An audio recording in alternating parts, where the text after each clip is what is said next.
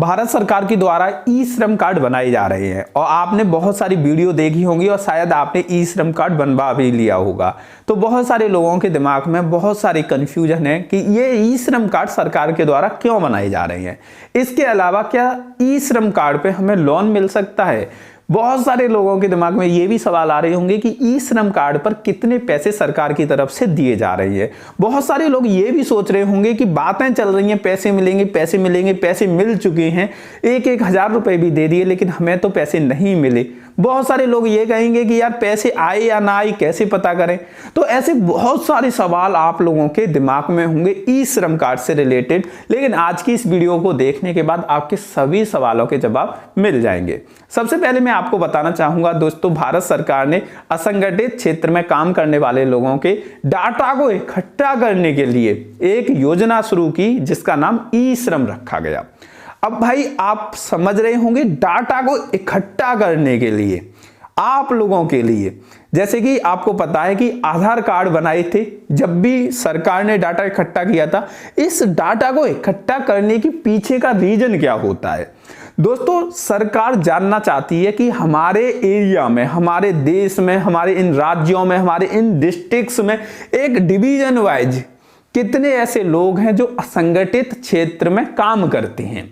ऐसे लोग जो रोजाना कमाते हैं, रोजाना अपना खर्चा चलाते हैं, ऐसे कितने लोग हैं। और यह डाटा क्यों इकट्ठा किया जाता है? क्योंकि कभी भी भविष्य में हमारे देश में कोई भी आपदा आती है तो सबसे ज्यादा जो इफेक्ट होता है इन्हीं को होता है जो असंगठित क्षेत्र में काम करने वाले लोग होते हैं। क्योंकि ये रोज सुबह कमा के लाते हैं, शाम को खाते हैं। अगर सुबह काम नहीं मिला तो शाम को इनके घर पे खाना नहीं बन पाता, बड़ा मुश्किल रहता है। तो सरकार ने सोचा कि इन लोगों का डाटा इकट्ठा कर लेते हैं। भविष्य में कभी भी हमारे देश में कोई भी आपदा आएगी तो इन लोगों की सहायता हम लोग कर पाएंगे। तो आप लोग कहोगे कि ये अभी क्यों योजनाएं चल रही हैं? ये घटनाएं, ऐसी आपदाएं बहुत सालों से आ रही हैं, लेकिन अभी इस योजना का क्या लागू हो गया, ये योजना अभी क्यों स्टार्ट की गई है? मैं आपको बताना चाहूंगा कि पहले होता क्या था। योजनाएं पहले भी थी, पहले भी योजनाओं का लाभ दिया जाता था, लेकिन पहले जो स्टेप थे वो बहुत अलग तरीके से थे। पहले होता क्या था, एक सरकार दूसरी सरकार को दे रही है। जैसे केंद्र सरकार से कोई पैसा आ रहा है वो राज्य सरकार पे आएगा, राज्य सरकार अपने अपने स्टेज पे देती थी। तो होता क्या था कि सरकार, अगर जो केंद्र सरकार है वो 1,00,000 रुपए भेज रही है तो नीचे नीचे तक पैसा आते आते बहुत कम रह जाता था, क्योंकि हर कोई अपना कमीशन उसमें से खाता रहता था। तो 1,00,000 भेजे, नीचे आते आते तक 10,000 ही रह जाते थे। तो जो 1,00,000 रुपए लोगों को मिलने चाहिए उन्हें केवल 10,000 ही मिल पाते थे।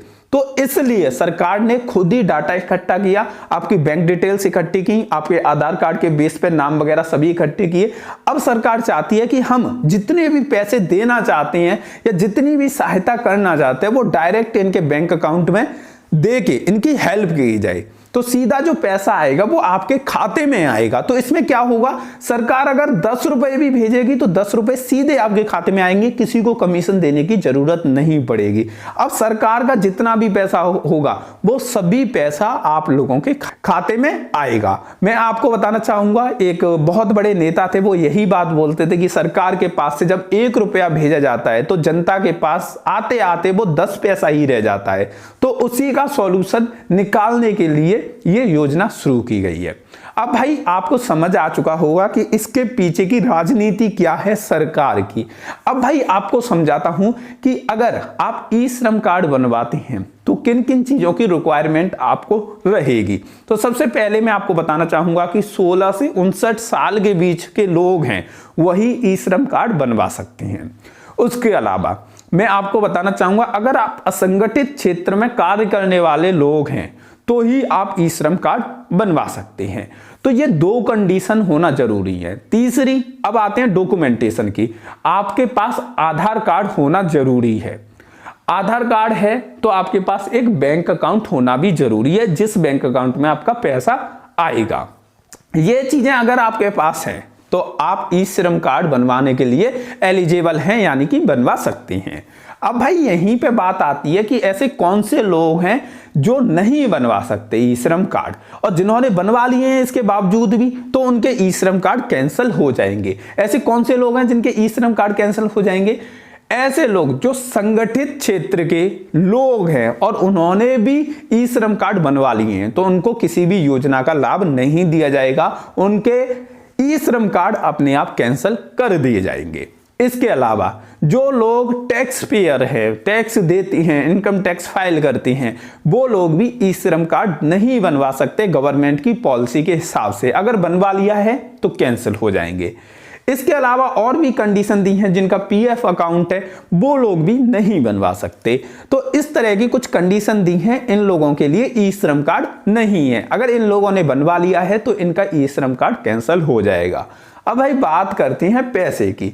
ई श्रम कार्ड में कितने कितने पैसे आएंगे? देखो, उत्तर प्रदेश गवर्नमेंट ने अनाउंसमेंट किया है कि 500 रुपए महीने दिए जाएंगे। ये एक भत्ता दिया जा रहा है, लेकिन ये कैसे आएगा? ये 2 महीने की किस्त एक बार दिया जाया करेगी। जैसे कि 2 महीने में एक बार देंगे तो 1000 रुपए दिया करेंगे। ये भत्ता दिया जा रहा है उन लोगों को जो गरीब लोग हैं। ये अभी शुरू किया गया है और उत्तर प्रदेश सरकार ने इसका शुभारंभ किया है। हो सकता है कि ये और राज्यों में भी शुरू कर दी जाए। अब भाई बात करते हैं कि आप कैसे पता लगाएंगे कि आपके पैसे आए हैं या नहीं आए, और कैसे आपको इसका कंफर्मेशन होगा पैसे का, और किन किन तरीके से आप पता लगा सकते हैं। तो सबसे पहला तरीका है, जो सबसे सिंपल तरीका है, कि आपके मोबाइल नंबर जो बैंक में लिंक है उस मोबाइल नंबर पर मैसेज आ चुका होगा। अगर आपके पैसे आए हैं तो 1000 रुपए का मैसेज आया होगा कि 1000 रुपए आपके अकाउंट में क्रेडिट हुए हैं। दूसरा तरीका है, आप अपनी बैंक की ब्रांच में जा सकते हैं और वहां से जाके पूछ सकते हैं कि हमारे अकाउंट में 1000 रुपए आए हैं या नहीं, तो वो लोग देख के बता देंगे। तीसरा तरीका है, अगर आप मोबाइल बैंकिंग यूज करते हैं तो खुद ही आप चेक कर सकते हैं कि आपके अकाउंट में पैसे आए हैं या नहीं। इसके अलावा आप कोई डिजिटल वॉलेट यूज करते हैं तो उससे भी चेक कर सकते हैं कि आपके अकाउंट में कितना बैलेंस है, और उस हिसाब से आप पता लगा सकते हैं कि आपके अकाउंट का बैलेंस बढ़ा है या नहीं। अगर बढ़ा है, 1000 रुपए बढ़े हैं, तो आपके अकाउंट में पैसे आ चुके हैं।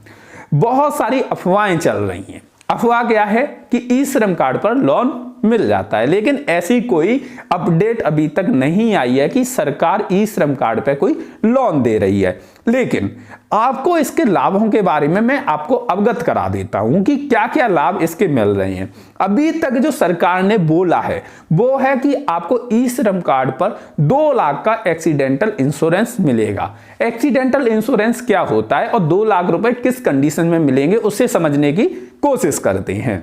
दोस्तों, कभी भी भगवान ना करे आपको एक्सीडेंटल मौत हो जाए या मृत्यु हो जाए, एक्सीडेंट से या किसी भी घटना से आपकी मृत्यु हो जाती है, तो जो नॉमिनी की डिटेल आप देते हो ई श्रम कार्ड बनवाते टाइम, उस नॉमिनी को अधिकार है कि वो 2 लाख रुपए का क्लेम सरकार से ले सकता है।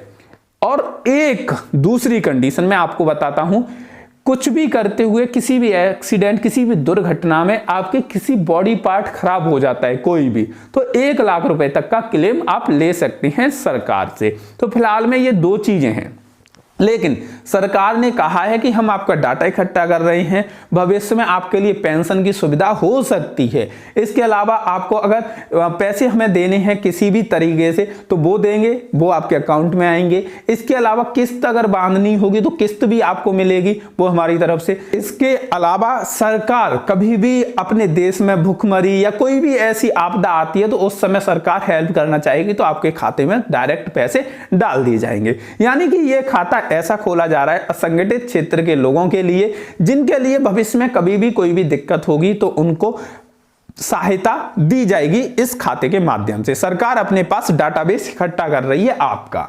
तो आप में से अगर जिन लोगों ने अभी तक ई श्रम कार्ड नहीं बनवाए हैं और आप असंगठित क्षेत्र से आते हैं और जो कंडीशंस मैंने बताई हैं, तो आप बनवा लीजिए, काफी फायदा आपको भविष्य में देखने को मिल जाएगा। और ये बनवाना फ्री है, किसी भी साइबर कैफे या CSC सेंटर पे जाके आप बनवा सकते हैं।